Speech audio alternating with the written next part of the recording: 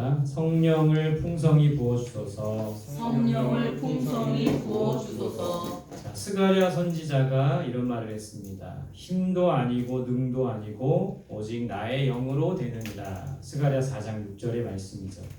하나님의 일은 내 힘과 능력이 아니라 성령의 능력으로 할 수 있다라는 거예요. 한 영혼을 구원하는 일, 내 힘과 능력으로 불가능합니다. 그러나 성령의 능력으로 가능한 거예요. 우리가 이 교회를 부흥시키는 일, 내 힘과 능력으로는 불가능합니다. 그러나 성령의 능력으로 가능하다는 것이죠. 그래서 내 힘과 능력이 아니라 성령의 능력을 우리 모두에게 부어주실 수 있기를 바랍니다. 이 교회의 일뿐만 아니라 한 영혼을 구할 뿐만 아니라 우리 삶 속의 모든 일들, 나에게 맡겨진 모든 일들을 감당하기 위해서는 무엇보다 성령의 능력이 필요한 거예요. 성령을 오늘 이 시간에 풍성히 부어줄 수 있기를 간절히 소망합니다. 오늘 이 디도에게 1절, 2절 이렇게 권면하고 있습니다. 1절, 2절 같이 봅시다. 시작. 너는 그들로 하여금 통치자들과 권세 잡은 자들에게 복종하며 순종하며 모든 선한 일 행하기를 준비하게 하며 아무도 비방하지 말며 다투지 말며 반영하며 범사의 온유함을 모든 사람에게 나타낼 것을 기억하게 하라. 자, 디도에게 어떤 권면을 합니까? 첫 번째는 통치자들과 권세자들에게 뭐하라? 복종하라 라고 권면하고 있어요. 우리는 지도자들에게 복종해야 합니다. 지도자들에게 순종해야 합니다. 그들이 훌륭해서가 아니라 하나님께서 그들을 세우셨기 때문인 거예요.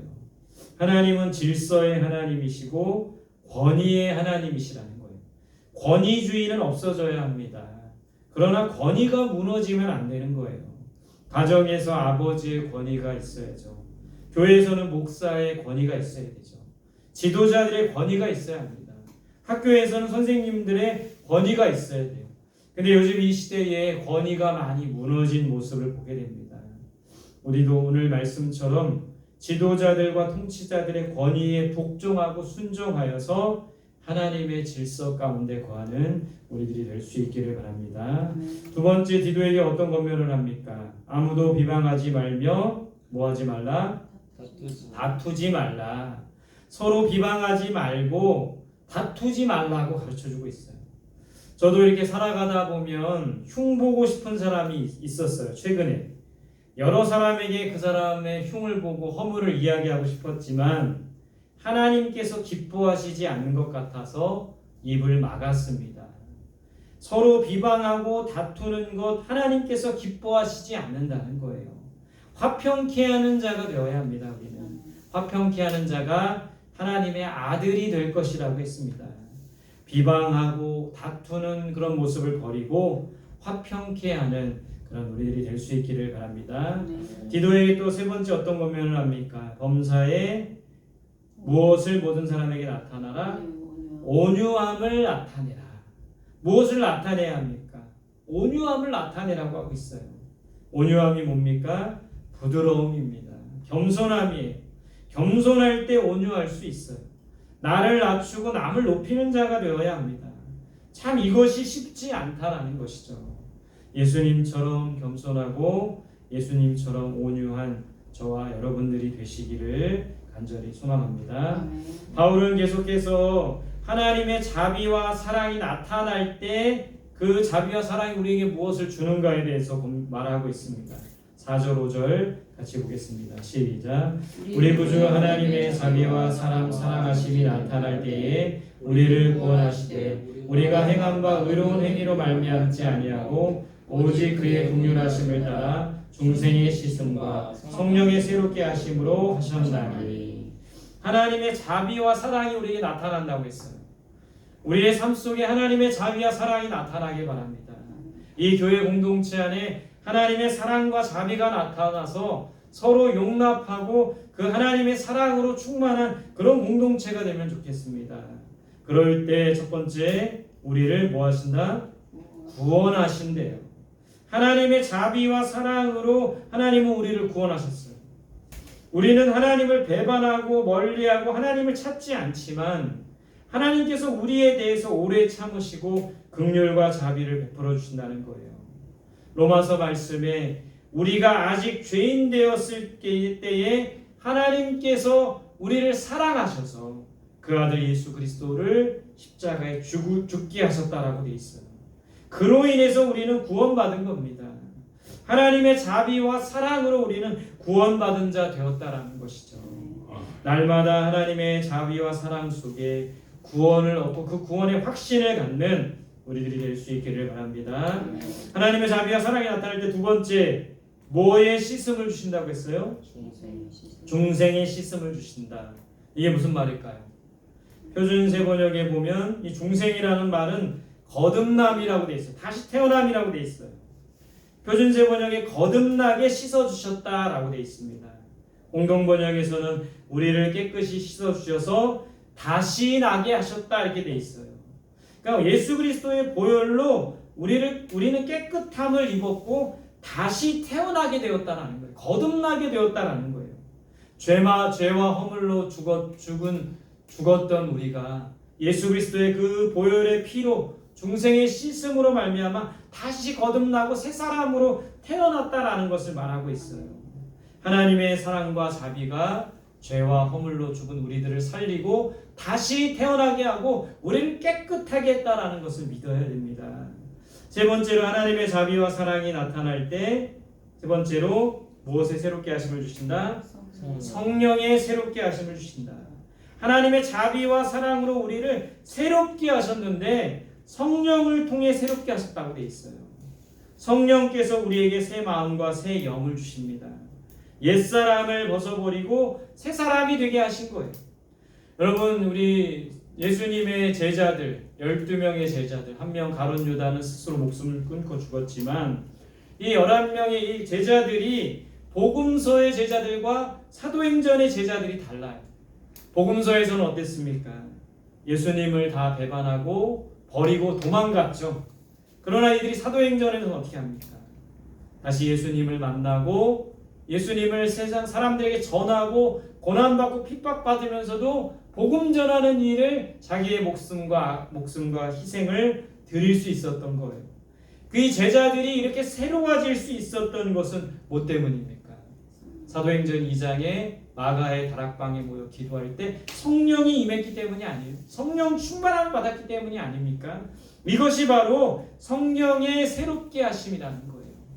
이미 주님을 배반하고 주님을 떠났던 제자들이었지만 성령을 통해 다시 새롭게 되고 하나님의 자비하심과 사랑으로 용서함을 받고 새롭게 선 모습들이 바로 이 제자들의 사도행전의 모습이라는 거예요. 항상 하나님의 자비와 사랑이 우리에게 나타나길 바랍니다. 그로 인하여 구원받고 그로 인하여 다시 태어나고 그로 인하여 새롭게 하시는 은혜를 날마다 경험하는 우리들이 될 수 있기를 바랍니다. 다음 페이지입니다. 바울은 예수 그리스도로 말미암아 우리가 이렇게 되었다라고 말하고 있어요. 6절 7절 같이 봅시다. 시작. 우리 구주 예수 그리스도로 말미암아 우리에게 그 성령을 풍성히 부어주사 우리로 그의 은혜를 힘입어 의롭다 하심을 얻어 영생의 소망을 따라 상속자가 되게 하려 하심이라. 첫 번째, 예수 그리스도로 말미암아 무엇을 풍성히 부어주신대요? 성령을 풍성히 부어주신대요. 오늘 말씀의 제목이기도 해요. 저도 정말 성령으로 충만하고 싶습니다. 여러분들도 성령 충만하고 싶습니까? 성령을 풍성히 부어주시는데 성령을 풍성히 부어주시는 이유는 뭐 때문이라고 돼 있어요? 누구 때문이라고 돼 있습니까? 예수 그리스도 때문이라는 거예요. 우리에게 성령을 부어주시는 이유는 우리 안에 예수 그리스도께서 계시기 때문인 거예요. 그렇기 때문에 성령을 부어주시는 거예요. 성령을 부어주시는 이유는 우리가 예수 그리스도를 따르고 그 예수 그리스도의 뜻을 이루려고 하기 때문에 성령을 풍성히 부어주시는 거예요. 그래서 성경에서는 하나님의 말씀에 순종하는 자에게 성령을 부어주시겠다고 약속하셨어요. 오늘 우리에게 성령의 충만함을 부어주시는데 그 이유는 예수 그리스도가 우리 안에 거하시기 때문이에요.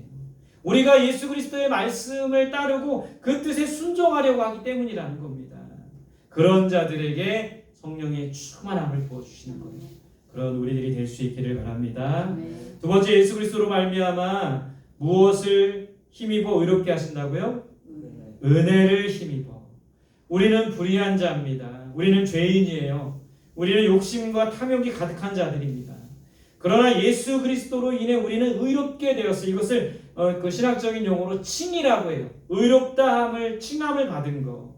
우리는 불의하고 우리는 죄인이지만 예수 그리스도로 인해 의롭다함을 받은 거. 그게 바로 칭이라는 거예요. 예수 그리스도로 인해 은혜를 우리에게 주셨고 예수 그리스도로 인해 우리를 의롭다 하셨다는 거예요. 그런 은혜를 힘입어 의롭게 되는 우리들이 될 수 있기를 바랍니다. 세 번째는 예수 그리스도로 말미암아 뭐가 되게 하셨어요? 영생의 소망을 따라 뭐가 되게 하셨다? 상속자가 되게 하셨다. 여러분 우리는 예수 그리스도 때문에 우리는 하나님의 자녀가 된 겁니다. 마귀의 자녀에서 죄와 사망의 자녀에서 하나님의 자녀가 된 거예요. 예수 그리스도 때문에. 하나님께서는 하나님의 자녀들에게 영생의 소망, 영생을 주십니다. 그것이 바로 영생의 소망이에요. 또 하나님의 자녀는 뭐가 되는 거예요? 오늘 말씀처럼 상속자가 되는 거죠. 영생뿐만 아니라 이 세상에 하나님의 모든 것을 상속받게 된다는 거예요. 기쁘지 않습니까? 근데 여러분 정말 우리가 하나님의 상속자로 살아가고 있나요? 그것을 믿고 살아가나요? 예를 들어 여러분들이 몰랐는데 우리 아버님, 할아버님이 재벌이셨던 거예요. 그래서 나에게 나중에 알게 된 거지만 나에게 엄청난 유산을 남겨놓으신 거예요. 근데 그거를 이제 감춰져 있다 그게 다 드러난 거예요. 그럼 여러분 어떻겠습니까? 100억의 재산을 유산으로 남겼다. 어떨까요? 기뻐 날뛰지 않겠습니까? 우리 교인들한테 막 다 맛있는 뷔페 막 쏘고 그러지 않겠습니까? 100억을 유산을 받았는데 정말 기쁘지 않겠습니까? 여러분 우리가 만약에 재벌 2세, 3세라면 엄청난 유산을 상속을 받았다면 정말 기뻐 날뛸 거예요. 정말 하늘을 나는 것과 같을 겁니다. 근데 오늘 이 성경에서는 우리를 하나님의 자녀이며 상속자라고 말하고 있어요. 우리는 하나님의 자녀이고 상속자인데 왜 기쁘지 않는 겁니까? 왜 그것을 누리지 못하는 것이죠? 그것은 믿음이 없기 때문이라는 거예요. 우리가 하나님의 자녀이고 상속자라는 그런 믿음이 없기 때문에 기쁘지 못하고 누리지 못하는 거예요. 두 번째는 구하지 않기 때문이라는 거예요. 너희가 구하지 않기 때문에 받지 못한다라고 말하고 있어요. 우리는 하나님의 상속자고 하나님의 모든 권세와 모든 부요함을 누릴 수 있지만 첫 번째는 믿음이 없기 때문에 누리지 못하고 두 번째는 구하지 않아서 누리지 못하고 있다는 것이죠. 우리는 믿음으로 하나님 앞에 구해야 합니다. 성령의 충만함을 받아서 모든 것을 행할 수 있어야 돼요. 그리고 성경에 보면 이런 재밌는 이야기가 나오죠. 아들이 생선을 달라 하면 뱀을 줄 사람이 누가 있겠느냐. 하늘 아버지께서는 우리가 구하는 자에게 성령, 좋은 것을 주신다. 어떤 성경에서는 성령을 주시겠다고 말씀하셨어요. 우리가 이 땅에 하나님의 자녀로서 상속자로서 이 세상을 살아가야 되는데 성령을 통해서 하나님께서 무한한 능력과 무한한 지혜와 무한한 부유함을 우리에게 허락하시는데 우리는 믿음이 없는 거예요. 이미 자녀로 말씀하시는데 자녀답게 살지 못하는 거예요. 구하지 않는 거예요. 성령의 충만함을 받지 못해서 늘 상속자가 아닌 손님으로서 또는 정말 거리가 먼 사람으로서 살아가고 있는 게 바로 우리들의 모습이 아닌가요? 오늘 우리 예수 그리스도로 말미암아 우리는 하나님의 자녀이며 상속자가 되었어요. 이것을 믿고 믿음으로 구하는 저와 여러분들이 되시기를 바랍니다.